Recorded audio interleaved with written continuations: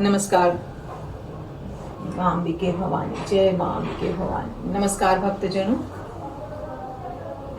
5वां अध्याय तक मैं आप लोगों के साथ शेयर कर चुकी हूँ। अब मैं लेकर आई हूँ आपके साथ षष्ठो और 7वां अध्याय में एक साथ आपको शेयर करूंगी।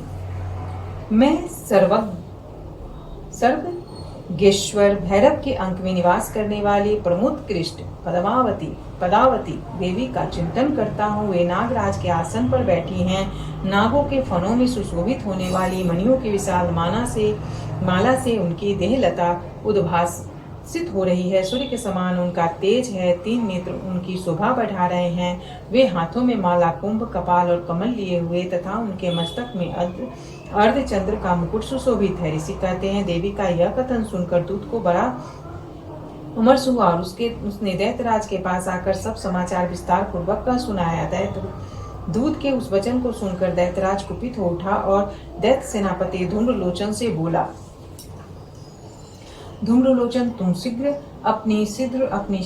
अपनी सेना तथा के साथ लेकर जाओ और उस दुष्टा के केस पकड़कर घसीटते हुए उसे बलपूर्वक यहाँ ले आओ। उसकी रक्षा करने के लिए यदि कोई दूसरा खड़ा हो तो वह देवता, यक्ष अथवा गंधर्व हो क्यों न हो, उसे अवश्य मार डालना। ऋषि कहते हैं, शुंभ के इस प्रकार आज्ञा देने पर वह धूम्रलोचन दैत्य 60,000 असुरों की सेना के साथ लेकर वहां से तुरंत चल दिया। वहां पहुंचकर उसने हिमालय पर रहने वाली देवी को देखा और ललकार कर कहा, अरे तू शुंभ निशुंभ के पास चल। यदि इस समस्त प्रसन्नता पूर्वक मेरे स्वामी के समीप नहीं चलेगी तो मैं बलपूर्वक झोटा पकड़कर घसीटते हुए तुझे ले चलूंगा। देवी बोली, तुम्हें दैत्यों के राजा ने भेजा है। तुम स्वयं भी बलवान हो और तुम्हारे साथ विशाल सेना भी है। ऐसी दशा में यदि मुझे बलपूर्वक ले चलोगे तो मैं तुम्हारा क्या कर सकती हूँ। ऋषि कहते हैं, देवी के योग कहने पर असुर धूम्रलोचन उनकी ओर दौड़ा। तब अंबिका ने शब्द के उच्चारण से उसे भस्म कर दिया। फिर तो क्रोध में भरी हुई दैत्यों की विशाल सेना और अंबिका ने एक दूसरे पर तीखे सहायकों, शक्तियों और फर्शों की वर्षा आरंभ करी। इतने में ही देवी का वाहन सिंह क्रोध में भरकर भयंकर गर्जना करके गर्दन के बालों को हिलाता हुआ असुरों की सेना में कूद पड़ा। उसने कुछ दैत्यों को पंजों से मार से, कितनों को अपने जबड़ों से और कितने ही महादैत्यों को पटक कर ओठ की दाढ़ों से घायल करके मार डाला। उस सिंह ने अपने नखों से कितनों के पेट फाड़ डाले और थप्पड़ मारकर कितनों के सिर धड़ से अलग कर दिए। कितनों की भुजाएं और मस्तक काट डाले तथा अपनी गर्दन के बाल हिलाते हुए उसने दूसरे दैत्यों के पेट फाड़कर उनका रक्त चूस लिया। अत्यंत क्रोध में भरे हुए देवी के वाहन उस महाबली सिंह ने क्षण भर में ही असुरों की सारी सेना का संहार कर डाला। शुंभ ने जब सुना कि देवी ने धूम्रलोचन असुर को मार डाला तथा उनके सिंह ने सारी सेना का सफाया कर डाला, तब उस दैत्यराज को बड़ा क्रोध हुआ। उसका ओठ कांपने लगा। उसने चंड और मुंड नामक 2 महादैत्यों को आज्ञा दी, हे चंड और हे मुंड, तुम लोग बहुत बड़ी सेना लेकर वहां जाओ और उस देवी के झोटे पकड़कर अथवा उसे बांधकर शीघ्र यहाँ ले आओ। यदि इस प्रकार उसको लाने में संदेह हो तो युद्ध में सब प्रकार के अस्त्र शस्त्रों तथा समस्त आसुरी सेना का प्रयोग करके उसकी हत्या कर देना। उस दुष्टा की हत्या होने तथा सिंह के भी मारे जाने पर उस अंबिका को बांधकर साथ ही शीघ्र लेकर लौट आना। इस प्रकार श्री मार्कंडेय पुराण में सावर्णिक मनवंतर की कथा के अंतर्गत देवी महात्म्य में धूम्रलोचन वध नामक 6वां अध्याय पूरा हुआ। 7वां अध्याय। मैं मातंगी देवी का ध्यान करता हूँ। वे रत्नमय सिंहासन पर बैठकर पढ़ते हुए तोते का मधुर शब्द सुन रही हैं।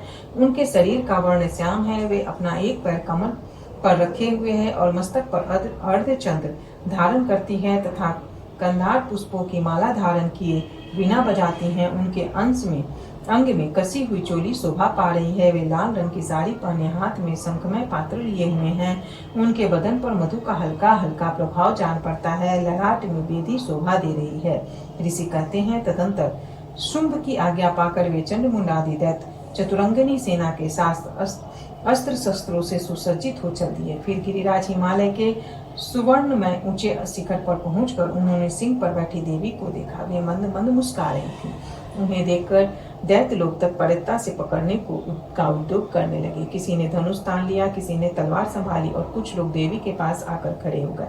तब अंबिका ने उन शत्रुओं के प्रति बड़ा क्रोध किया। उस समय क्रोध के कारण उनका मुख काला पड़ गया, ललाट में भौवें टेढ़ी हो गई और वहां से तुरंत विकराल मुखी काली प्रकट हुई, जो तलवार और पास लिए हुए थी। वे विचित्र खड़वांग धारण किए और चीते के चमड़े की चर्म की साड़ी पहने नरमुंडों की माला से विभूषित थी। उनके शरीर का मांस सूख गया था, केवल हड्डियों का ढांचा था जिससे वे अत्यंत भयंकर जान पड़ती थी। उनका मुख बहुत विशाल था, जीभ लपलपाने के कारण वे और भी डरावनी प्रतीत होती थी।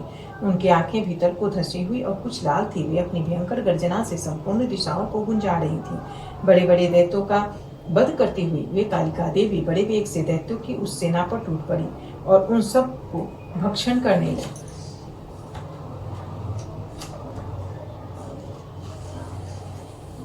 वे पार्श्व रक्षकों, अंकुशधारी, महावतों, योद्धाओं और घंटा सहित कितने ही हाथियों को एक ही हाथ से पकड़कर मुंह में डाल लेती थी। इसी प्रकार घोड़े, रथ और सारथी के साथ रथी सैनिकों को मुंह में डालकर वे उन्हें बड़े भयानक रूप से चबा डालती थी। किसी के बाल पकड़ लेती, किसी का गला दबा देती, किसी को पैरों से कुचल डालती और किसी को छाती के धक्के से गिराकर मार डालती थी। वे असुरों के छोड़े हुए बड़े बड़े अस्त्र शस्त्र मुंह से पकड़ लेती और रोष में भरकर उनको दांतों से पीस डालती थी। काली ने बलवान और एवं दुरात्मा दैत्यों की वह सारी सेना रौंद डाली, खा डाली और कितनों को मार भगाया। कोई तलवार के घाट उतारे गए, कोई खटवाग से पीटे गए और कितने ही असुर दांतों के अग्रभाग से कुचले जाकर मृत्यु को प्राप्त हुए।